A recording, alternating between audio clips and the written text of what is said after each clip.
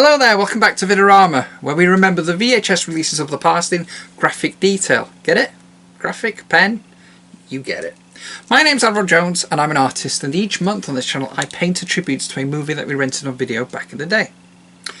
Today is Friday the 13th, and I thought that a painting dedicated to a Friday the 13th movie was long overdue on this channel. But I wasn't sure which one to start with, so I created a poll on the VID-O-RAMA Facebook group asking all you lovely people out there in Videoland, which Friday the 13th movie should I paint first?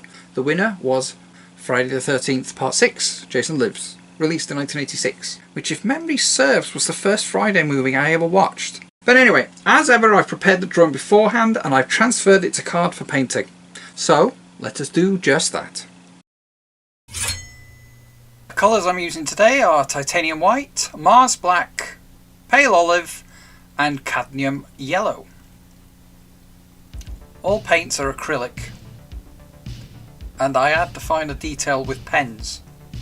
I will tell you a little bit about the movie's plot, just in case you haven't seen it.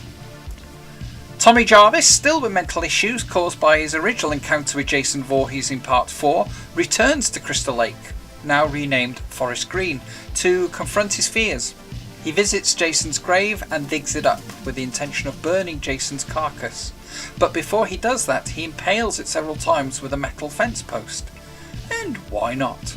However, two lightning bolts strike the post and resurrects Jason. Jason climbs out of his grave, stronger than before. He puts on his trademark hockey mask and the killings start.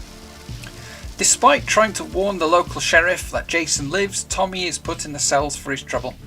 The sheriff's daughter Megan, somewhat smitten by Tommy, at first dismisses his warnings and joins her friends at the newly opened, renamed camp. Jason makes his way through the forest, killing everyone that he encounters, and the sheriff suspects that it might in fact be Tommy that is responsible for the murders, but Megan believes him to be innocent and she agrees to help Tommy lure Jason back to the lake and trap him there forever. It's a great sequel, and for many of us it's the best. Jason is a force to be reckoned with, and the story is engaging. It's filled with memorable scenes and great humour, which at times breaks the fourth wall. And it's all nicely accompanied by a soundtrack provided by both Harry Manfredini and Alice Cooper. And I'm pleased to finally be able to add the Jason movie to the channel. Although he has featured in both my Joe Bob Briggs Monster Vision Halloween tribute painting and my Welcome to VID-O-RAMA piece, he was yet to have one of his movies feature. I must confess to having a soft spot for Jason.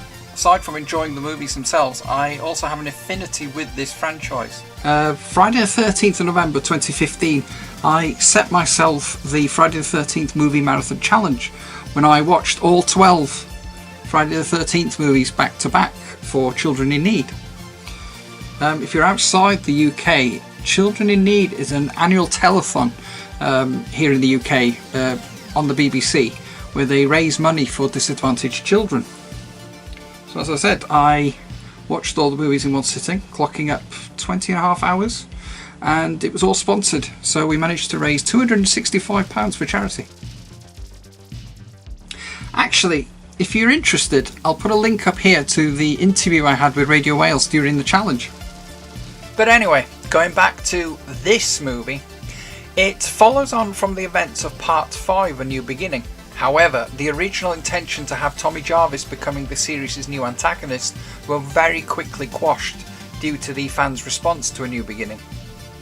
The powers that be realised that they needed to bring Jason Voorhees back from the dead, and quick, and so the film marks Jason's first appearance as an undead supernatural force. The man who resurrected Jason was one Mr. Tom Mclaughlin, a man with a fascinating career. Mclaughlin started out performing in the rock band The Sloths in the mid-60s, which opened for such bands as The Doors, Iron Butterfly and Frank Zappa, before he moved to Paris in 1969 to study mime with Marcel Marceau. He then returned to the US and started writing comedy and toured with stage shows. His talent for physical performance secured him a part as a robot in Woody Allen's Sleeper in 1973. He then established the LA Mime Company and worked on The Dick Van Dyke Show, where he was nominated for an Emmy in 1977. He then went on to play Captain Star in Disney's The Black Hole and Kater Din, the mutant bear in the brilliant Prophecy in 1979.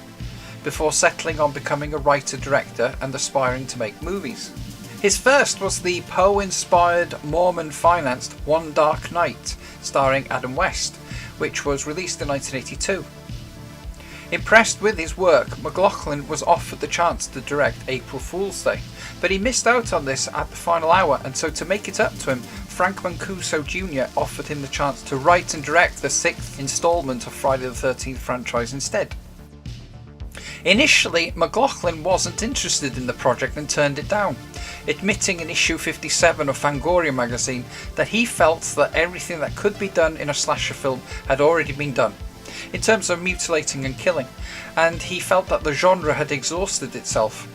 However, knowing that the movie would still be made with or without him, he accepted, and having watched all the previous movies back to back at Paramount, he saw Jason as a modern day equivalent of a Universal monster and believed he could in fact bring a fresh perspective to the series. He wanted to make it a popcorn horror movie that played down the gore, somewhat, and that it featured humour and likeable characters. Characters that the audience would actually care about. Paramount liked the idea, however they stipulated that Jason was to remain a figure of fear and not ridicule. Originally entitled Jason Has Risen, they started filming in January 1986 under the title Aladdin Sane. There was a tradition within the Friday the 13th franchise to use fake titles to mislead fans and unions while filming on location. Each film would be given a David Bowie album title. It's worth noting that you can actually see the Aladdin Sane album in the film. The camp that stood in for Crystal Lake, Camp Forest Green, was Camp Daniel Morgan in Georgia.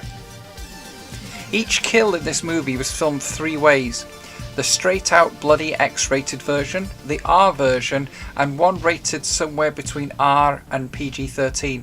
As ever with Friday the 13th, cuts would have to be made to the film for them to meet the demands of the censors, but they weren't cuts as such in this movie, they were more like snippets. Violent scenes were shortened somewhat. In fact, they actually had to add more kills during production as it was feared that the body count was too low.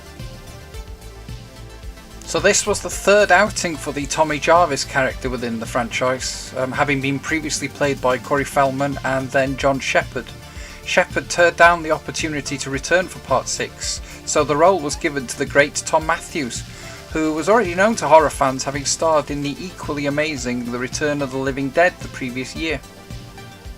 Once cast, Matthews decided to do his research and watch the previous movies, and he was somewhat concerned by the story and the production values of Part 5. But his worries were soon laid to rest, and he ended up becoming the definitive Tommy Jarvis. Mclaughlin wanted the character of Megan to be strong and snappy, and Jennifer Cook did just that. She was known at the time for playing Elizabeth in the V TV series, and she had featured in various soap operas. However, Part 6 would be the last thing she worked on, as she then retired from acting.